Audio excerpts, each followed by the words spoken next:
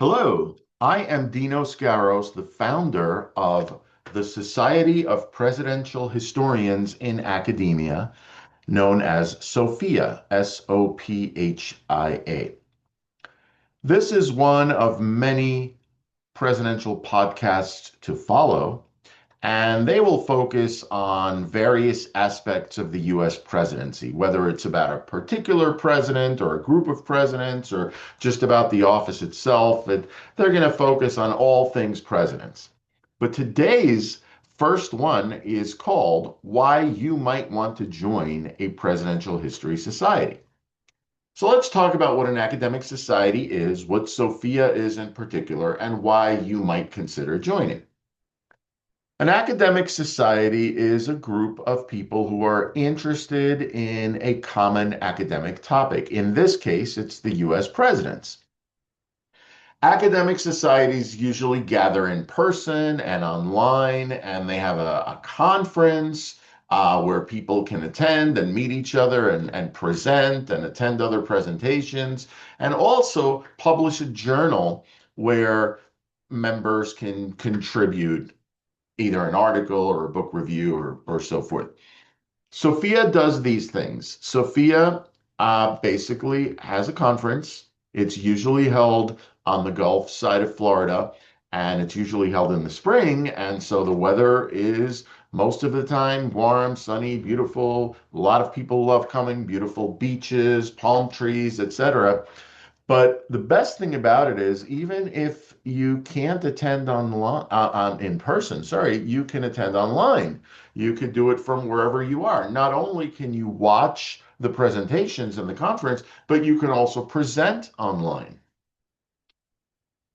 As far as the journal, we have what's called a peer-reviewed journal. It's the Journal of the American Presidency. And peer reviewed means that before something is published, professionals in the field have to look at it and give it the thumbs up. Now, that sounds intimidating to some people. It's really not. It's not designed to reject pieces. It's designed to take an idea that somebody has, and if it's not already good enough, to make it good enough. Okay. And then the finished product is you get to say, I have an article published in a peer-reviewed journal.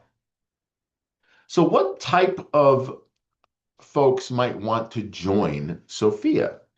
First of all, if you really have a passion for the presidents, if you love one president or many presidents, or you love the office, or you find it intriguing, or you read books about the presidents, or you love ranking presidents, or you love imagining what a past president might be doing today, or what a current president might have done 100 years ago, then this is the place for you.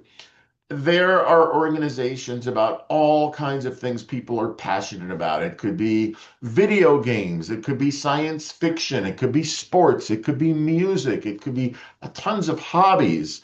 And people gather and they talk about their common interests. And the best part is everybody's interested in the topic. So that's one type of person who may want to join Sophia.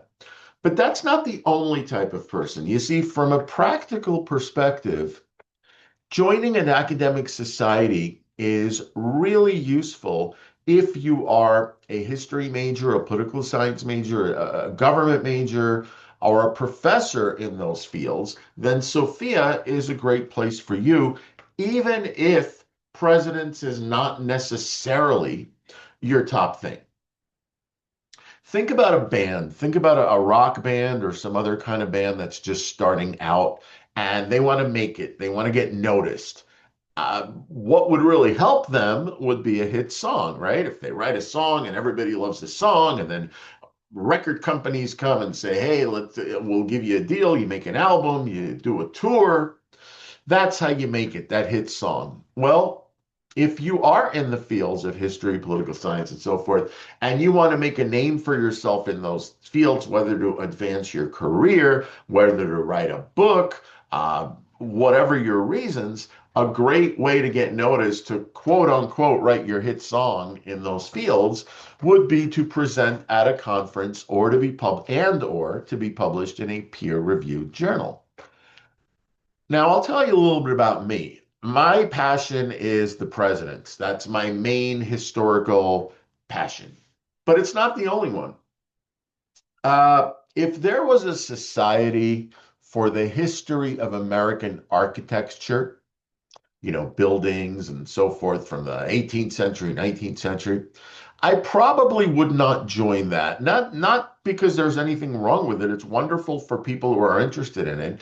It's just probably not in my top 10 things that I'd be interested in. However, I do belong to other organizations such as SHEAR, SHEAR, which is Society of Historians for the Early American Republic, which basically is about colonial times, the early days of the country. Not my top thing, but it is in my top 10.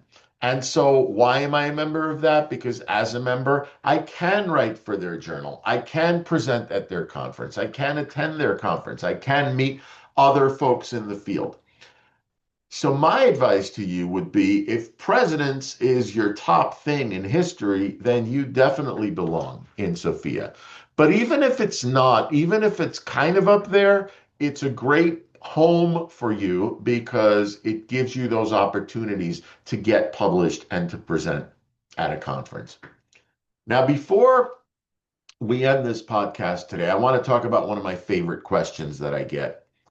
People often ask me, they say, why did you start SOPHIA? Why not just join another presidential history society? And I said, that's a great question. And you're not going to believe the answer because I couldn't find one. That's right. You would think here in the United States, and with presidents being such a popular topic, I mean, look at nonfiction reading lists and biographies of presidents are up there. You would think there would be a presidential history society, but there wasn't, much to my amazement. I mean, there are really, really good think tanks, scholarly organizations that focus on the presidency and do a lot of good things, but they are not open enrollment. You have to be invited to join. SOPHIA is open to anyone who's interested, whether you are a presidential scholar or whether you just want to join and you have no credential and no degree and no experience. It's open to everyone. And there was no such organization with a national reach devoted exclusively to the presidency. And that is why we started SOPHIA. You can scan the code here on the podcast or just go to www.sophiascholars.com, SOPHIA SCOLARS. Please take a look at the website. If you think it's right for you, we would love to welcome you on board. So long.